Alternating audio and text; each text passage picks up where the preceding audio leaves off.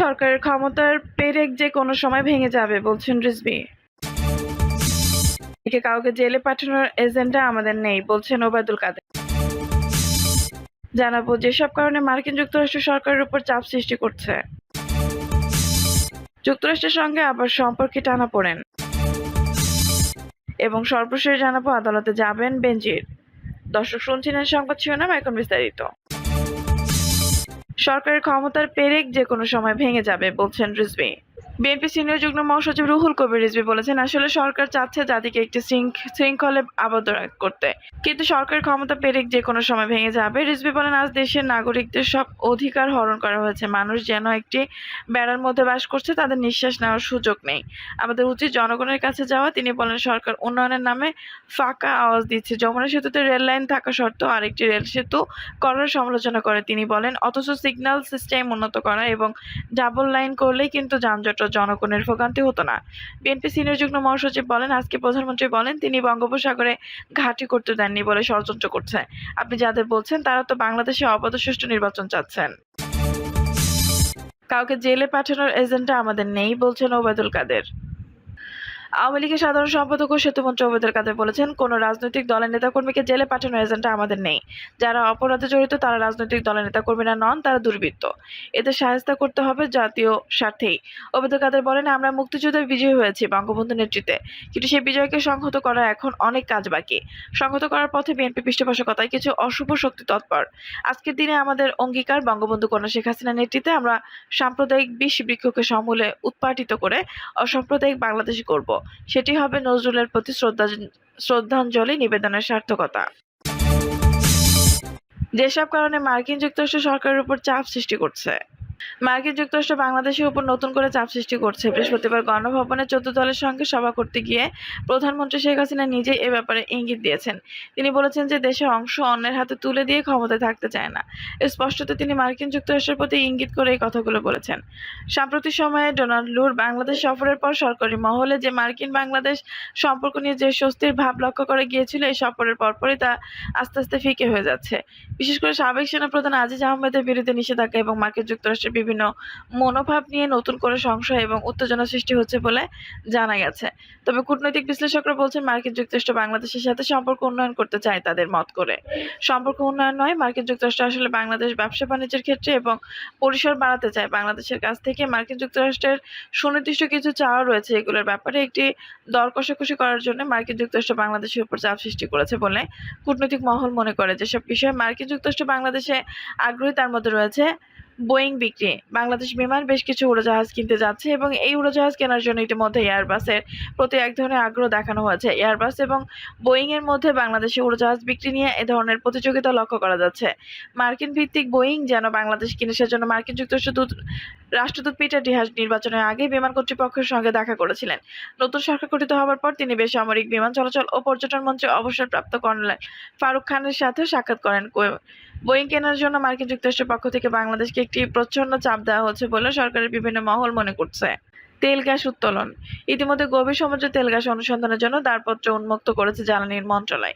এই দরপত্রের জন্য আগ্রহীদেরকে আগ্রহ ব্যক্ত করার জন্য বিজ্ঞাপন দেওয়া হয়েছে। মার্কিন যুক্তরাষ্ট্রের বিভিন্ন তেল গ্যাস কোম্পানিগুলো এই দরপত্রে অংশগ্রহণ করছে। এখানে তারা হিস্সা চায় এবং এখানে তেল গ্যাস উত্তোলনের ক্ষেত্রে মার্কিন কোম্পানিগুলো যেন প্রাধান্য পায় সে ব্যাপারে মার্কিন যুক্তরাষ্ট্র তৎপরতা দৃশ্যমান। উল্লেখ্য, এই দরপত্রে তেল গ্যাস উত্তেজনার জন্য চীন এবং ভারতের কোম্পানিও আগ্রহ দেখিয়েছে।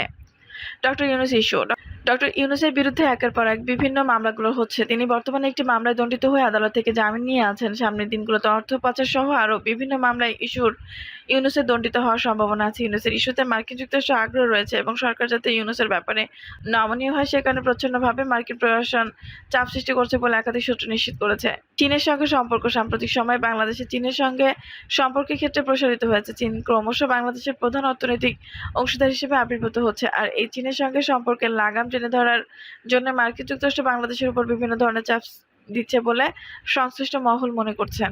এখন দেখার বিষয় এই সমস্ত বিষয়গুলোতে সরকার কিভাবে মার্কিন যুক্তরাষ্ট্রে খুশি করে এবং পরিস্থিতি মোকাবেলা করে, দুই দেশের সম্পর্ক অটুট রাখে, বাংলাদেশের স্বার্থ সংরক্ষণ করে। যুক্তরাষ্ট্রের সঙ্গে আবার সম্পর্কে টানাপোড়েন।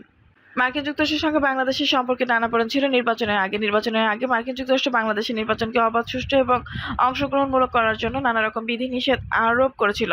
এমনকি ভিসানীতিও জারি করেছিল। বাংলাদেশের যেন শেষ পর্যন্ত নির্বাচন হতে পারে, এজন্য ভারত মার্কিন যুক্তরাষ্ট্রের সঙ্গে প্রভাব বিস্তারের চেষ্টা করেছিল। সবকিছু মিলিয়ে শেষ পর্যন্ত ৭ জানুয়ারি নির্বাচন অনুষ্ঠিত হয়। নির্বাচনের পর মার্কিন যুক্তরাষ্ট্র নির্বাচনকে ত্রুটিপূর্ণ বলে অংশীদারিত্বের সম্পর্ক এগিয়ে নেওয়ার বার্তা দেয়।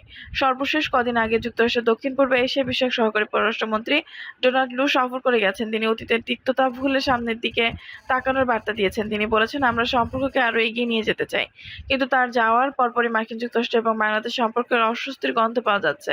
গত ২০ মে মার্কিন যুক্তরাষ্ট্র বাংলাদেশের সাবেক সেনাপ্রধান আজিজ আহমেদ এবং তার পরিবারের বিরুদ্ধে নিষেধাজ্ঞা আরোপ করেছেন।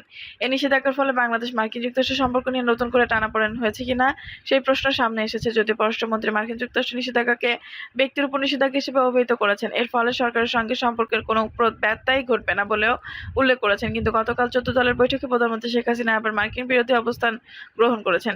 প্রধানমন্ত্রী শেখ হাসিনার কাছে সবচেয়ে বেশি খবর আছে এবং তিনি নিঃসন্দেহে কোনো তথ্য উপাত্তের ভিত্তিতেই মার্কিন যুক্তরাষ্ট্রের সমালোচনা করেছেন। প্রধানমন্ত্রী ১৪ দলের বৈঠকে বলেছেন, দেশের অংশ ভাড়া দিতে দিয়ে বা কারো হাতে তুলে দিয়ে আমি ক্ষমতায় যেতে চাই না। ক্ষমতা দরকার নেই। যদি জনগণ চায় ক্ষমতায় আসবো, না হয় ক্ষমতায় আসবো না। আমি জাতির পিতা বঙ্গবন্ধু শেখ মুজিবের মেয়ে। তিনি কোনো এক সাদা চামড়ার প্রস্তাবের ইঙ্গিত করে বলেন, আমরা মুক্তিযুদ্ধ করে দেশ স্বাধীন করেছি, কাজে কারো কাছে আমরা নতি স্বীকার করব না। প্রধানমন্ত্রী এই বক্তব্যের পর আবার নতুন করে আলোচনা জন্ম দিয়েছে। তাহলে কি মার্কিন যুক্তরাষ্ট্র বাংলাদেশের নতুন করে প্রভাব বিস্তারের চেষ্টা করছে? মার্কিন যুক্তরাষ্ট্র কি বাংলাদেশকে নিয়ে নতুন কোনো পরিকল্পনা আঁকছে? যদিও ডোনাল্ড লু এর সফরের পর সরকারের বিভিন্ন মহলের মধ্যে একটি ফুরফুরে ভাব লক্ষ্য করে গিয়েছিল। বিএনপির মধ্যে এই ধরনের হতাশা দেখা গেছে। বিএনপি নেতারা পরিষ্কার বলেছেন, মার্কিন যুক্তরাষ্ট্র কি করলে না করলে সেটা নিয়ে তাদের যায় আসে না। কিন্তু এখন প্রধানমন্ত্রীর বক্তব্যের পর অনেকেই মনে করেন মার্কিন যুক্তরাষ্ট্র সম্ভবত বাংলাদেশে নতুন করে চাপ দিতে যাচ্ছে এবং এই ধরনের কিছু তথ্য সরকারের কাছে আছে। এই চাপের প্রেক্ষাপটের কারণ কি তা নিয়ে কূটনৈতিক অঙ্গনে নানামুখী আলোচনা চলছে। অনেকে মনে করেন যে বাংলাদেশ তার যে বেসামরিক বিমান চলাচলের জন্য উড়োজাহাজ কিনবে, সেই উড়োজাহাজ বিক্রির জন্য মার্কিন যুক্তরাষ্ট্র আগ্রহ দেখিয়েছে। মার্কিন উৎপাদিত বোয়িং কেনার জন্য সরকারের উপর এক ধরনের চাপ প্রয়োগ করা হচ্ছে। এছাড়া বাংলাদেশ যে সমস্ত মার্কিন প্রতিষ্ঠানে কাজ করে সেই প্রতিষ্ঠানগুলো তাদের লাভের টাকা নিয়ে যেতে পারছে না। আর্থিক সংকটের কারণে এই টাকা আটকে দেওয়া হয়েছে। এই বিষয়টি ডোনাল্ড সালমান এফ রহমানের কাছে উপস্থাপন করেছিলেন। এখন গভীর সমুদ্র বন্দরে তেল গ্যাস অনুসন্ধানের জন্য ডোনাল্ড টেন্ডার কাজ চলছে। সেই টেন্ডারের প্রক্রিয়াতেও মার্কিন যুক্তরাষ্ট্র হিস্সা চায়। আর এই ব্যবসায়িক কারণগুলোতে মার্কিন যুক্তরাষ্ট্র বাংলাদেশের উপর নতুন করে চাপ প্রয়োগ করছে কিনা তাহলে আলাপ আলোচনা আছে। আবার অনেকে মনে করে সাম্প্রতিক সময় বাংলাদেশের চীনের দিকে ঝুঁকে পড়ানোর জন্য মার্কিন যুক্তরাষ্ট্র হয়তো নতুন করে চাপ প্রয়োগ করছে। আদালতে যাবেন বেনজির। সাবেক পুলিশ প্রধান বেনজির আহমেদের স্থাবর সম্পত্তি জব্দ করা হয়েছে। শুধু তারাই নয়, তার স্ত্রী এবং কন্যার স্থাবর সম্পত্তি জব্দ করা হয়েছে। দুর্নীতি দমন কমিশনের আইনজীবী খুরশিদ আলম বলছে যে বেনজির আহমেদ, তার স্ত্রী এবং